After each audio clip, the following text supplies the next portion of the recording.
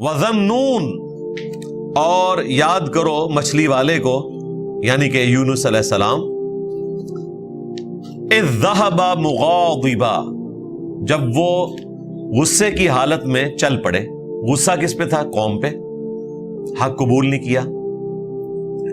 لیکن ایک اجتہادی غلطی ہوئی کہ وحی کا انتظار کیے بغیر ان کو عذاب کی وعید سنا کر وہاں سے چلے گئے۔ اب ایک پیغمبر کے شان شان نہیں تھا کہ وہ وحی کا انتظار کیے بغیر خود سے اجتہاد کر کے وہاں سے نکل جائے۔ بس یہ جو ان کی اجتہادی غلطی تھی، امت کے حق میں یہ کریڈٹ ثابت ہوئی، ان کا ڈیبٹ۔ اور سورہ یونس میں ہم پڑھ چکے ہیں کہ کبھی ایسا نہیں ہوا کہ کسی قوم کے لیے عذاب کے آثار نمایاں ہو جائیں اور ان سے وہ عذاب ٹل جائے، سوائے قوم یونس کے۔ 1,00,000 سے زیادہ وہ لوگ تھے، قرآن میں آیا۔ اللہ تعالیٰ نے ان سب کو توبہ کی توفیق دی۔ دیکھیں، وہ تو سمجھ لیں کہ جہنمیوں سے سیدھے جنتی بن گئے، کیونکہ عذاب کے آثار آنے کے بعد تو ان سے پہلے بھی قومیں اسلام قبول کر چکی تھی۔ فرعون نے اسلام قبول کر لیا تھا، لیکن اس وقت موت کو سامنے دیکھ کر اسلام قبول نہیں ہوتا، اللہ تعالیٰ اسے ایکسیپٹنس نہیں دیتا۔ قوم یونس کو اللہ تعالیٰ نے ایکسیپٹنس دے دی اور ان سب کے سب لوگوں نے اسلام قبول کیا۔ وہ تو کنکلوڈ کر بیٹھے تھے، دوسری طرف ان کو اجتہادی غلطی کے اوپر اللہ تعالیٰ نے آزمائش میں ڈالا۔ جس کشتی میں وہ سوار تھے اس میں طوفان آ گیا، وہ سب لوگ اپنے اپنے خداؤں کو یاد کرنا شروع ہو گئے۔ بیچ میں عبرانی یہی تھے بنی اسرائیل میں سے، ان کو تو پتہ چل گیا کہ یہ تو اب طوفان ٹلنے والا نہیں ہے۔ وہ لوگ قرآن اندازی کیا کرتے تھے، 3 دفعہ قرآن نکالا، تینوں دفعہ ان کے نام نکلا۔ پہلی دفعہ نکلا تو لوگوں نے کہا نہیں، اس طرح کی کوئی غلط چیز ان میں تو ہمیں نظر نہیں آتی ہے۔ 3 دفعہ جب قرآن ان کے نام پہ نکلا تو یونس علیہ السلام نے کہا مجھے ہی تم اب سمندر میں ڈالو گے تو ہی اس کشتی کو نجات ملے گی، کیونکہ ظاہر ہے کہ میں اپنے رب کی وحی کا انتظار کیے بغیر نکلا ہوں۔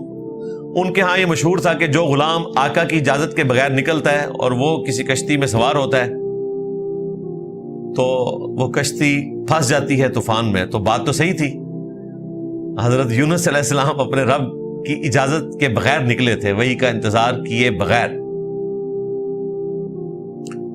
پھر ایک مچھلی نے انہیں نگل لیا، اور یہ معجزانہ طور پر ہوا، ورنہ ویل مچھلی اگر آپ کو نکل لے تو دوسری طرف سے تو کچھ بھی نہیں سلامت رہے گا، جتنا بڑا اس کا معدہ ہے اور جتنا اس میں تیزاب ہے۔ یہ معجزانہ طور پر ہوا، اللہ تعالیٰ نے ان کو نجات دی۔ وہ تفصیل ہمیں بائبل میں ملتی ہے کہ بائبل سے مراد میں تورات کی بات کر رہا ہوں، یعنی تورات نہیں، یعنی وہ جو کمبائنڈ ہے۔ 3 دن اور 3 رات تک وہ مچھلی کے پیٹ میں رہے، 3 دن اور 3 رات، گپ اندھیرا۔ وہاں انہوں نے ایک دعا کی، اللہ تعالیٰ نے وہ قبول کر لی۔ وہ دعا اسی صورت میں آئے گی، سورہ الصافات میں آگے چل کر آئے گا کہ اگر یونس علیہ السلام اس دعا کے ذریعے ہماری طرف متوجہ نہ ہوتے تو پھر مچھلی کے پیٹ سے اسی دن نکالے جاتے جس دن مردے اپنی قبروں سے نکالے جائیں گے۔ اللہ تعالیٰ نے اس دعا کی برکت سے ان کو نجات دے دی۔ واپس جب وہ قوم میں آئے تو حیران رہ گئے کہ سب لوگ ہی، یعنی سب نے رفع الدین شروع کر دیا ہے، سارے ہی چینج ہو چکے ہیں۔ تو بہت بڑی چیز تھی۔ تو اللہ تعالیٰ فرما رہے کہ سیدنا یونس علیہ السلام غصے کی حالت میں اپنے قوم سے نکلے، فَظَنَّ أَن لَّن نَّقْدِرَ عَلَيْهِ، اور انہوں نے یہ گمان کیا کہ ہم ان پر گرفت نہیں کریں گے۔ یعنی انہوں نے کہا خیر ہے، اب انہوں نے انکار کیا، اب تو عذاب ہی آنا ہے، تو میں وہی کا انتظار کیے بغیر نکل جاتا ہوں۔ اگلا فیصلہ تو ہمیں پتہ ہے کیا ہونا ہے، لیکن پروٹوکول کو فالو نہیں کیا۔ یہ پروٹوکول اللہ کے نزدیک اتنا امپورٹنٹ ہے کہ موسیٰ علیہ السلام نے بھی پروٹوکول کو جب فالو نہیں کیا تھا نا، پہلے ہی چلے گئے تھے، تو پیچھے سے سامری جادوگر نے فتنے میں مبتلا کر دیا تھا. وہاں پر بھی یہ الفاظ ہیں کہ موسیٰ تو نے جلدی کیوں کی آنے میں, جو ٹائم طے ہوا تھا اس سے پہلے کیوں آ گیا. کہا کہ ملاقات کا اشتیاق تھا, تو کہا پھر اب ہم نے تمہاری قوم کو فتنے میں مبتلا کر دیا. یعنی کچھ نہ کچھ رزلٹ اس کا نکلتا ہے پھر, اور اس کی تکلیف موسیٰ علیہ السلام کو بھی ظاہر کاٹنی پڑی. تو یہاں پر بھی گمان انہوں نے یہی کیا کہ کچھ نہیں ہوگا. اللہ تعالیٰ فرماتا ہے پھر فنادا فی الظلمات, وہ پکارے پھر اپنے رب کو اندھیروں میں, اللہ الہ الا انت سبحانک, کہ نہیں ہے کوئی معبود سوائے تیرے اور تو تو پاک ہے, یعنی تو غلطی نہیں کرے گا, انسان تو غلطی کرتا ہے.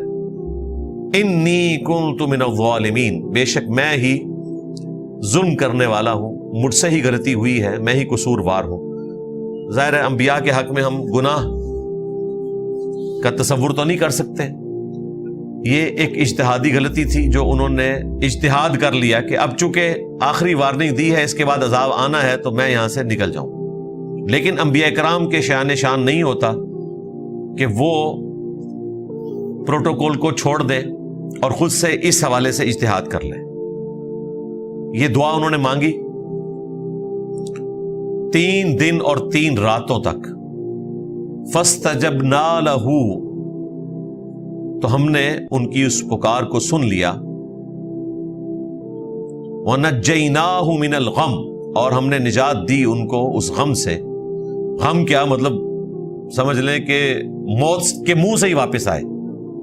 وَكَذَلِكَ نُنْجِي الْمُؤْمِنِينَ, اور بالکل اس طریقے سے ہم نجات دیا کرتے ہیں اہل ایمان کو. اس میں ہلکا سا اشارہ تھا کہ یونس علیہ السلام نے جتنی کمٹمنٹ کے ساتھ اللہ کے حضور دعا کی اور ان کی دعا کی برکت سے اللہ تبارک و تعالیٰ نے انہیں نجات دی, اگر اسی کمٹمنٹ کے ساتھ کوئی بھی اہل ایمان میں سے اللہ کی طرف رجوع لائے تو ہم اسے بھی نجات دیں گے. وَكَذَلِكَ نُنْجِي الْمُؤْمِنِينَ, یعنی یہ دعا خاص یونس علیہ السلام تک نہیں ہے, اس کی برکات ہمیشہ رہیں گی. اسی لیے جامعہ ترمذی میں حدیث ہے, نبی صلی اللہ علیہ وآلہ وسلم نے فرمایا کہ جو شخص بھی یونس علیہ السلام کی دعا کے ذریعے اللہ کی طرف متوجہ ہوتا ہے, اللہ تعالیٰ اسے کبھی بھی محروم نہیں لوٹاتا. یہ اسماء اعظم میں سے ہے. آپ دیکھیں میں درس کے سٹارٹ میں بھی یہ دعا پڑھتا ہوں, جب ممبر پر آتا ہوں اس وقت بھی یہ دعا پڑھتا ہوں. یہ اسماء اعظم میں سے ہیں یہ 3 وظائف, لا الہ الا انت سبحانک انی کنت من الظالمین. دوسرا حسبنا اللہ ونعم الوکیل. قرآن پاک میں نبی علیہ السلام کی دعا یہ رپورٹ ہوئی, اور صحیح بخاری میں حضرت ابراہیم علیہ السلام کی دعا یہ رپورٹ ہوئی جب ان کو آگ میں پھینکنے لگے تھے, حسبنا اللہ ونعم الوکیل.